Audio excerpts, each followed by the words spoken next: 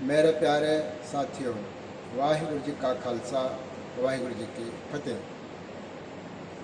आज हम गुरबाणी के एक ऐसे पक्ष पर चिंतन करेंगे, विचार करेंगे, जिसके अंदर यह दर्शाया गया है कि जो जीव है, जिज्ञासु और भगत है, उसकी प्रीति, उसका प्यार, उसका प्रेम परमात्मा के साथ कैसा होना चाहिए। उदाहरण देते हुए श्री गुरु नानक देव जी महाराज ने श्री राग के अंदर यह शब्द उच्चारण किया है। हम इस शब्द का चिंतन करें और मुख्य विषय ये है कि जीव की उस शिव से, नर की उस नारायण के साथ कैसी प्रीति होनी चाहिए, कैसा प्यार और प्रेम होना चाहिए। इस बात पर चिंतन करते हुए गुरु महाराज की वाणी उदाहरण देती है और कुल 5 उदाहरण गुरबाणी में दिए गए हैं। एक एक उदाहरण का हम एक एक दिन चिंतन करेंगे। 5 बार जब लगातार आप इस वीडियो को श्रवण करेंगे तो जो सार तत्व की बात है वह 5वें प्रकरण में आपको प्राप्त होगी।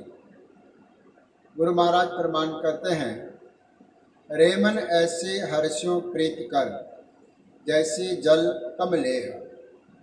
मन को उपदेश करके जिज्ञासु को समझाते हैं, ऐ मेरे मन, तू उस परमात्मा के साथ ऐसी प्रीति कर, ऐसा प्रेम कर, जैसा प्रेम कमल का जल के साथ होता है, जैसे जल कमलेह।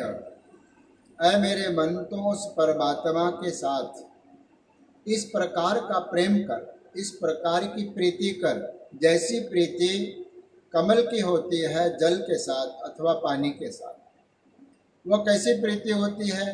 रात दिन वह पानी में ही रहता है और खिला हुआ प्रसन्न चित्त रहता है। नीचे उसके जड़ों में कीचड़ भी है, लेकिन वह उस कीचड़ की परवाह नहीं करता और पानी के सहारे ही अपना जीवन यापन करके प्रसन्न रहता है। और प्रीति कैसी? लहरी नाल पछाड़िए भी विगसय असनेह।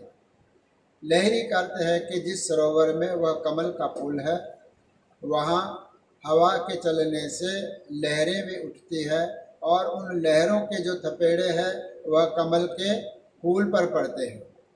लहरी नाल पछाड़िए, लहरों के द्वारा वह फूल पछाड़ा जाता है, अथवा लहरों के जो थपेड़े हैं वह फूल पर पड़ते हैं, फूल झुक जाता है, कभी दाएं कभी बाएं, कभी इधर और कभी उधर। लेकिन मेरा जो जल है वह मुझे थपेड़े मार रहा है लहरों के कारण अथवा पवन के कारण। इन लहरों के मार को सहन करते हुए भी विगसय अस्नेह, वह अपने मन में प्रसन्न रहता है, क्योंकि उसका जीवन जल के कारण है। अगर जल ना हो, पानी ना हो, तो जो कमल है वह मुरझा जाएगा। यह कमल को भी पता है। आगे गुरुदेव जी कथन करते हैं, जल में है जीव उपाय का, बिन जल मरण तनेह। जो जल के अंदर परमात्मा ने यह जीव सत्ता को पैदा किया, उपजाया है। उदाहरण के तौर पे कमल का फूल, उस कमल के फूल में भी जीवन सत्ता है। उसको भी हम एक जंत के रूप में ले सकते हैं भावार्थ के अंदर। तो कहते हैं कि जिस जल में उस परमात्मा ने इस कमल के फूल को रखा है, जल में जीव उपाय का है। अलग अलग प्रकार के जीवों को भी परमात्मा ने जल में रखा, जैसे कमल के फूल को रखा। कमल का फूल पानी के बिना मुरझा जाता है और ऐसे कई जीव हैं जो पानी में रहते हैं और पानी के बिना मर जाते हैं, मुरझा जाते हैं और उनका अंत हो जाता है। मुख्य उदाहरण यहाँ पर केवल कमल के फूल का है। आगे अलग अलग प्रकार के उदाहरण आएंगे, हम उसकी बारी बारी विचार करेंगे। तो गुरुदेव जी कथन करते हैं, बिन जल मरण तनेह। जल के बिना वह जो कमल का फूल है वो कुम्भला जाता है अथवा मर जाता है। अर्थांतर के अंदर यह भी अर्थ बनता है कि कमल के फूल को छोड़कर और अन्य भी जो पानी के जीव जंतु है वह भी पानी के बिना मुरझा जाते हैं अथवा वह पानी के बिना मर जाते हैं और उनकी मृत्यु हो जाती है। तो ऐसी प्रीति जो पानी की लहरों के थपेड़ों को सहन करते हैं लेकिन पानी का साथ नहीं छोड़ते, क्योंकि पानी के साथ, जल के साथ उनकी ऐसी प्रीति है कि जिसको हम कहते हैं अभिन्न है, वह जल से बाहर नहीं हो सकते। अगर जल के बाहर फूल आ जाएगा तो वह कुम्हला जाएगा और जल के बिना वह फूल और जंतु मर जाएंगे।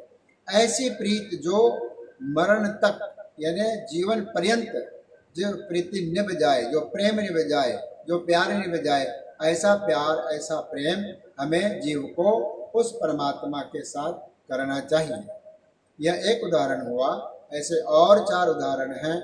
एक एक उदाहरण की हम विचार करेंगे और आखिर में सार का विचार करेंगे। आज इतना ही, अगले श्लोक के विचार परसों मैं आपके समक्ष रखूंगा। आज इतना ही, धन्यवाद। गुरु रक्षा।